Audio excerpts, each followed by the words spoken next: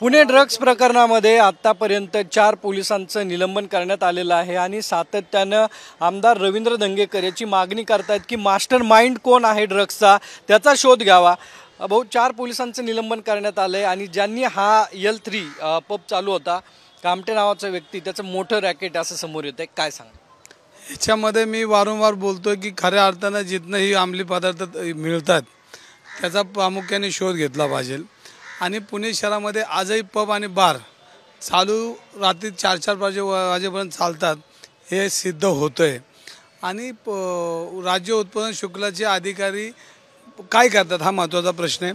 आणि आज पुण्यामध्ये ज्या पद्धतीने असली आपल्याकडं माहिती येते बातमी येते आणि त्याच्यामध्ये अंमली पदार्थ वाढताना विद्यार्थी मुलं दिसत आहेत म्हणजे पुणे शहराला काळिंबा फासणाऱ्या घटना आहे ते वारंवार मी बोलतोय। आजही त्या खात्याचे मंत्री देसाई त्याच्याकडे काही लक्ष देत नाहीत। राजपूत नावाचा जो अधिकारी महिन्याला 3-3, 4-4 कोटी रुपये घेतो आणि पुणे शहरामध्ये अशा पद्धतीचा गैरव्यवहार अंमली पदार्थासाठी लोकांना प्रोत्साहित करतो त्याला कुठलीही देसाई साहेब कारवाई करत नाही म्हणजे याचा अर्थ की देसाई साहेब त्याला पाठीशी घालतात आणि पुणे शहराला हा लागलेला डाग पुसणार हात का नाही हा महत्त्वाचा प्रश्न आहे। आज आपण बघितलं तरी रात्री 4-4 वाजेपर्यंत बार आज भोगाव असेल कोथरूड असेल तो बानेर असेल वडगाव शिरी असेल ह्याच्यामध्ये आजही चालू आहेत।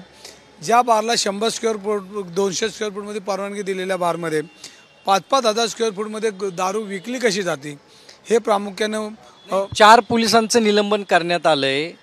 याचा मागचा मास्टर माइंड तुम्ही गेल्या अनेक दिवसापासून म्हणताय ललित पाटलापासून पण तिथपर्यंत पोहोचत नाही। याच्यामध्ये पोलिस आता किती का कमी पडतात हेच कळत नाही आहे। पोलिसांनी याच्याकडे जातीने लक्ष दिलं पाहिजे आणि मला लक्षात हे आहे ना की पुन्हा आता गुन्हेगारी पूर्ण झाले उडता पंजाब नंतर उडता पुणे झालेलं आहे म्हणजे झालं नाही असं नाही झालं आहे।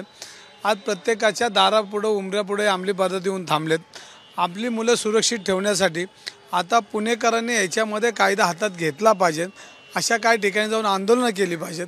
काही ठिकाणी बार 4-4 वाजेपर्यंत चालतात तिथली सगळी माहिती आम्हाला पाठवली पाहिजे किंवा पोलिसांना पाठवली पाहिजे।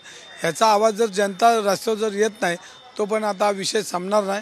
पोलिसांच्या हाताबाहेर गेलेला हा विषय खात्याच्या हाताबाहेर गेलेला विषय आता हा विषय जनतेने हातात घेऊन पुन्हा पब मुक्त पुणे पोलीस आयुक्त कमी पडतात ह्याच्यामध्ये पुणे पोलीस आयुक्त कमी पडतात ही वस्तू तिथे काय सांगायची गरज राहिली नाही आता कारण वर्षभर चाललेल्या गोंधळामध्ये अजून तसं तर आता बदल्या मागायच्या आणि करायच्या आता हा विषय त्यांनी त्यांच्या हाताने स्वतः होऊन बदली करून घेतली पाहिजे आणि गृह खात्याने याच्याकडे काय त्यांना बी काय लक्षात येतं आहे सगळ्या गोष्टी पण पुणेकरांना कोण न्याय देताना दिसत नाही। रात्रीचा जो L3 वाला पब आहे कामटे नावाचा व्यक्ती चालवत होता त्याचं काही कनेक्शन जे आहे ते समोर येत आहे ते खरं आहे नाही। याच्यामध्ये आता पोलीस तपासामध्ये सगळी माहिती कळेल आणि कोण कामटे काय कामटे ह्याला मी पाहिलं बी नाही काळा आहे का गोरा आहे पण अशा पद्धतीचे अनेक कामटे असले ते मूळ कामटे कुठे आहे हे त्या मूळ कामटेमध्ये शोधला पाहिजे आणि ह्याच्यामधनं ज्या गोष्टी होणार आहेत ह्या गोष्टीमुळे पुणेकरांना मनस्ताप होणार आहे। अनेक कामटे ह्या पुणे शहरात फिरत असतील एक कामटेवर हे चालत नाहीत आणि ह्या सगळ्याचा गोष्टीचा पोलखोल पोलिसांनी केला पाहिजे आणि पोलिसांना तशा माहिती आम्ही द्यायला तयार आहे। आता पोलीस कितपत त्याच्यावर मार्ग काढतील हे महत्त्वाचं। अधिवेशनात काय मागणी असणार आहे? ड्रग मुक्त पुणे पब मुक्त पुणे आणि आमचं सुरक्षित पुणे।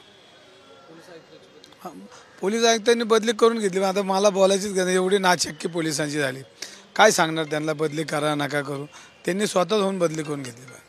नक्की या सर्व प्रश्नासंदर्भात अधिवेशनात आवाज उठवला जाईल असं रवींद्र धंगेकरांनी सांगितलंय। महाराष्ट्रातील सर्व बातम्यांचे विश्वासार्ह व्यासपीठ सकाळच्या सर्व सोशल मीडिया प्लॅटफॉर्मला लाईक फॉलो आणि सबस्क्राईब करा तसंच सर्व नोटिफिकेशनसाठी बेल आयकॉन प्रेस करायला विसरू नका।